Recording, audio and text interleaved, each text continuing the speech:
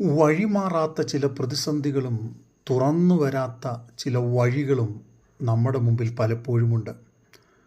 പലപ്പോഴും ആ വഴിയുടെ മുമ്പിൽ ചെല്ലുമ്പോൾ കല്ലുകൾ കൊണ്ട് അടയ്ക്കപ്പെട്ടതുപോലെ പ്രതീക്ഷയില്ലാത്ത ജീവിത സാഹചര്യങ്ങളെ നാം ഫേസ് ചെയ്യേണ്ടി വരും. എന്നാൽ ദൈവസന്നിധിയിൽ പ്രതീക്ഷയോടെ കാത്തിരിക്കുന്ന ഒരു ദൈവപൈതലിന് അങ്ങനെയുള്ള ഘട്ടങ്ങളിൽ നമ്മളുടെ മുമ്പിൽ ഉയർന്നു നിൽക്കുന്ന മതിലുകളെ നാം തന്നെ ഉരുട്ടി മാറ്റേണ്ടുന്നതുണ്ട്.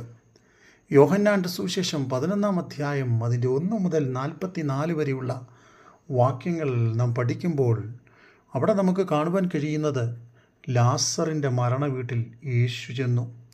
മരിച്ച് 4 ദിവസം ആയിരുന്നു. എന്നാൽ പ്രതീക്ഷയ്ക്ക് വകയില്ലാത്ത സാഹചര്യങ്ങൾ അവിടെ ഉണ്ടായിരുന്നു.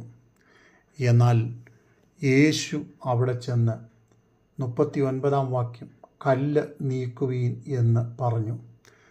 കല്ലറയുടെ അരികിൽ നിന്ന് യേശു കല്ലു നീക്കുവാൻ കൽപ്പിച്ചപ്പോൾ നമുക്ക് കാണുവാൻ കഴിയുന്നത്, മാർത്ത പറയുന്നു, മരിച്ചു 4 ദിവസങ്ങളായി, ഇനി പ്രതീക്ഷയ്ക്ക് വകയില്ല. പക്ഷേ യേശു പറയുകയാണ്, വിശ്വസിച്ചാൽ നീ ദൈവത്തിൻ്റെ മഹത്വം കാണും. പ്രതിസന്ധികളുടെ മുമ്പിൽ നാം കല്ലുരുട്ടി മാറ്റുവാൻ തയ്യാറാകണം. അതിനായി നാം എന്താണ് ചെയ്യേണ്ടുന്നത്? 1, നാം ദൈവത്തെ സ്തുതിക്കണം. 34-ാം സങ്കീർത്തനം 1-ാം വാക്യം, ഞാൻ യഹോവയെ എല്ലാ കാലത്തും വാഴ്ത്തും, അവൻ്റെ സ്തുതി എപ്പോഴും എൻ്റെ നാവിന്മേലിരിക്കും. 2, നമ്മുടെ പ്രതിസന്ധികൾക്കും പ്രശ്നങ്ങൾക്കും ഒരു സമയമുണ്ടെന്ന് നാം മനസ്സിലാക്കുക. സഭാപ്രസംഗിയുടെ പുസ്തകം 3-ാം അധ്യായം അതിൻ്റെ 1-ാം വാക്യം, യഹോവയ്ക്ക് സകലതിനും ഒരു സമയമുണ്ട്.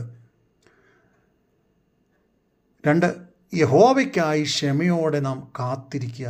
ഞാൻ യഹോവയ്ക്കായി കാത്തിരുന്നു, അവൻ്റെ ചെവി ചായ്ച്ചു, എങ്കിലേക്ക് തിരിഞ്ഞു, ദൈവം എനിക്ക് വേണ്ടി പ്രവർത്തിച്ചു. 3, അസാധ്യങ്ങളെ സാധ്യമാക്കുവാൻ ദൈവത്തിന് കഴിയുമെന്ന് വിശ്വസിക്കുക, അല്ല വിശ്വസിക്കുക മാത്രം ചെയ്യുക. 4, പ്രതിസന്ധികൾ നമ്മുടെ മുമ്പിൽ കടന്നു വരുമ്പോൾ ദൈവത്തിന് അവസരം കൊടുക്കുക. അവസാനമായി നമ്മളുടെ പ്രതീക്ഷകൾ മുഴുവൻ നഷ്ടപ്പെട്ടു പോകുമ്പോൾ യേശുവിന് പൂർണ്ണ അവസരം കൊടുക്കുക. അതെ, ലാസറിൻ്റെ ഭവനത്തിൽ അതാണ് സംഭവിച്ചത്. യേശുവിന് പൂർണ്ണ അവസരം കൊടുത്തു. അവൻ്റെ വാക്ക് അനുസരിച്ചു. ദൈവിക അത്ഭുതം നടക്കുവാനിടയായി തീർന്നു. ഇന്ന് പ്രതിസന്ധിയുടെ മുമ്പിൽ നിൽക്കുന്ന കല്ലുകളെ വിശ്വാസത്തോടെ മാറ്റാം. ദൈവം നമ്മെ സഹായിക്കട്ടെ.